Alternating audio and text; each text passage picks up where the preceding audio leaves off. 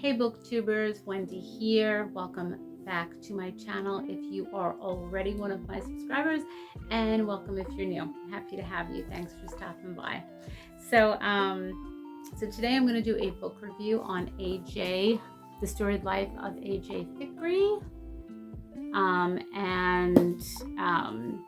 going to show you what I got from the independent bookstore that I ordered online and show you what I'm currently reading now. I'm really happy about my my book reading lately. I've been reading up A Storm, which is really making me happy. I'm kind of getting my groove back with books. So The Storied Life of AJ Fikry by Gabrielle Zevin.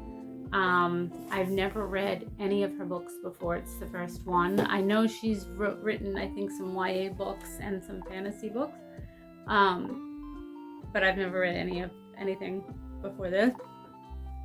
So basically, AJ Fikry owns a bookstore that's not doing that well, and his wife just passed away. He's very depressed, and one night he decides to drink like an entire bottle of wine, and he also has one of his prized possession is a manuscript, a Poe manuscript, Edgar Allan Poe, that is a prized possession of his that's worth a lot of money.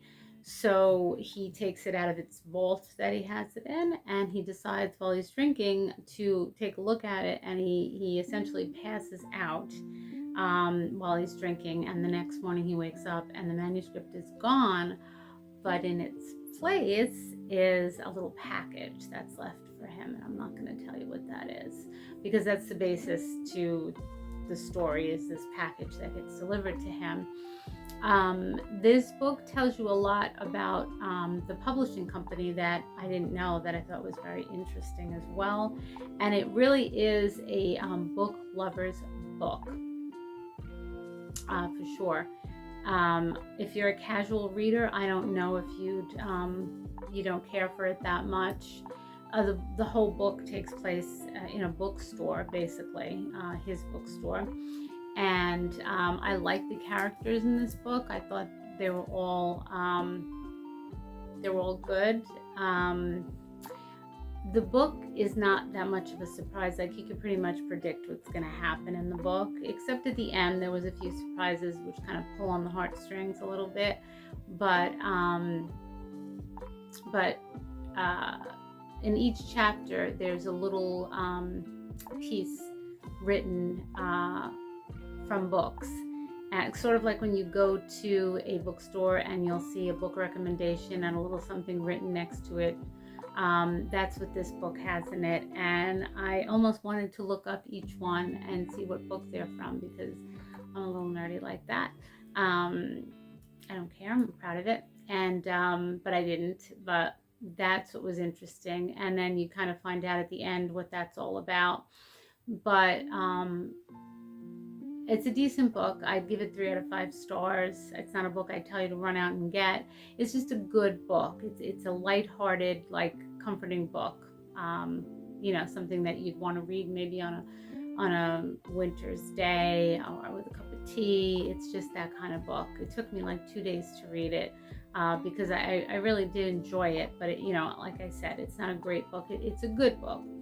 It's a lighthearted book. For the most part, so I would definitely recommend getting it and definitely reading it because it's a good book. I think you'd like it. So the independent bookstore, as you guys know, I didn't get to go, but I did order online, and one of the books, I already read this and I'll do a review, is Another Brooklyn by Jacqueline Woodson. Right here, love the shiny cover. And this book, I think I don't know if I told you guys about this book. I don't know.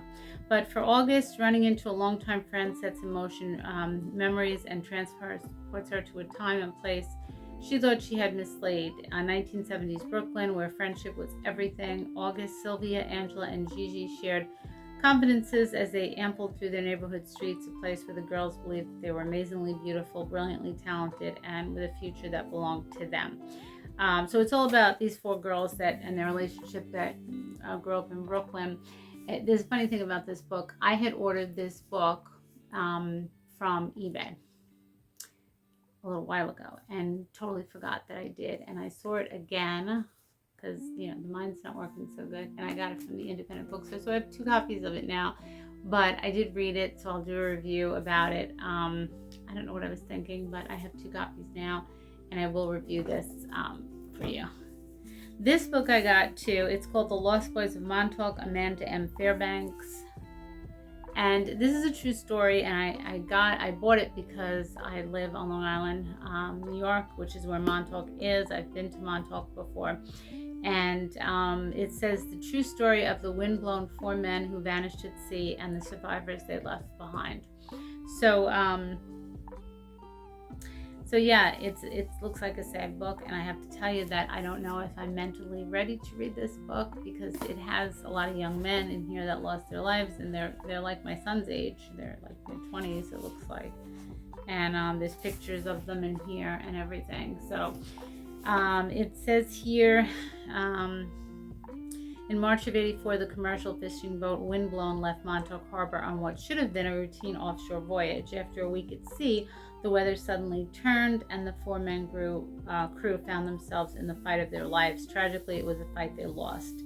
Neither the boat nor the bodies of the men were ever recovered. So this tells you the story of that. So it looks like a good book, but like I said, I don't know if I'm mentally prepared to read it or if I ever will be, but I got this book from the bookstore. I also picked this up. I think I told you guys that I was a big Stephen King fan from way back, and I've never read any of his newer stuff. I just stopped reading him at some point. I know his son wrote The Black Phone, which I own and have never read yet, but he also is a writer and takes after the old man with the writing. But this book I heard a lot of good things about. It is a huge mother of a book. It is like 800 pages, but it got very good reviews, and that is Stephen King 11/22/63. I mean, look at this book. It's big. So I ordered this from the independent bookstore as well. And this one says, life can turn on a dime or stumble into the extraordinary, as it does for Jake Epping, a high school English teacher in a Maine town. While grading essays by his GED students, Jake reads a gruesome, enthralling piece penned by janitor Harry Dunning. 50 years ago, Harry somehow survived his father's sledgehammer slaughter of his entire family. Jake is blown away, but an even more bizarre secret comes to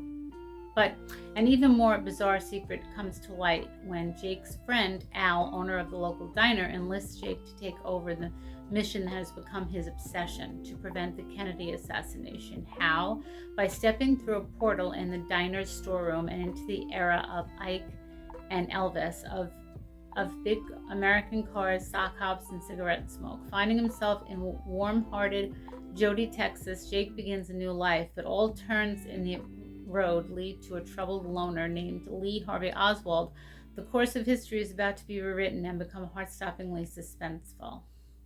I thought that was really interesting because I love books that have a little fantasy in them and portals and things like that. So that's going to be a good book to read. It's a big chunk though, as you can see. So yeah. But anyway, the book I am reading now is Hello Beautiful, my book of the month. No, I realized this. I don't think I did one over my book of the month with you guys for some reason. Like I said, don't mind me. This whole year, my mind has not been here. But the other book I got from Book of the Month is called The Last Word by Taylor Adams. And this one says Emma Carpenter is living in isolation with her golden retriever, Laka, house sitting an old beachfront home on the rainy Washington coast. Her only human contact is with her enigmatic elderly neighbor, Deke, and via text with the house's owner, Jules. One day, she reads a poorly written but gruesome horror novel by the author H.G. Cain and posts a 1-star review that drags her into an online argument with none other than the author himself. Soon after, disturbing incidents start to occur at night. to Emma, this can't just be a coincidence. It was strange enough for this author to bicker with her online about a lousy review. Could he be stalking her too? As Emma digs into Kane's life and work, she learns he has published 16 other novels, all similarly sadistic tales of stalking and murder. But who is he? How did he find her, and what else is he capable of? Displaying his trademark command of rapid-fire pacing, unnerving atmosphere, and razor-sharp characterization, Taylor Adams once again delivers diabolically disturbing and deadly game of cat and mouse. This looks good. I'm looking forward to reading that. Yeah, don't mind me, guys. My mind, like, I ordered the second book of what I already have, and my mind is not here this year. It's just not here. But I guess if you know your mind's not here, then you're not too far gone. So, I don't know. But so far, I really like this book, Hello Beautiful. This got great reviews. This was on Oprah's book club thing. And it's interesting. I like a lot of the books that are on her book club. So I might look at some more recommendations. But this one, really good so far. And the Neil Gaiman book, I think it's called The Ocean at the End of the Lane. Be wrong. I don't have it in front of me because I read it on my Kindle. That I really liked. I'm going to review that too. So I've been reading a lot, which makes me very happy. And yeah, so that is really it, guys, for me. I hope everyone's doing well. This I actually had off today. I took a 4-day weekend because I have Monday for Memorial Day off. Yay! I have a couple of days off in a row, so I want to really get into more reading and finish Hello Beautiful. So I'm a couple of reviews behind, but I like doing one review at a time pretty much if I can, because I like to focus on one book. I don't like to stack up 6 books I've read, because then honestly I forget a lot of the book. I mean, I don't know if it's just from getting old or what, but I just, I like to read it I like to review it when it's fresh in my mind, because if I do a lot of other reading afterwards, it kind of loses certain nuances of the book that I'd like to tell you about without spoiling the book, so that you can read it. And so that's it. So I hope everybody has a wonderful Memorial Day weekend, whatever you decide to do, and I will see you guys back here again on Monday. I will be dropping another video on Memorial Day, so be sure and tune in and don't miss it.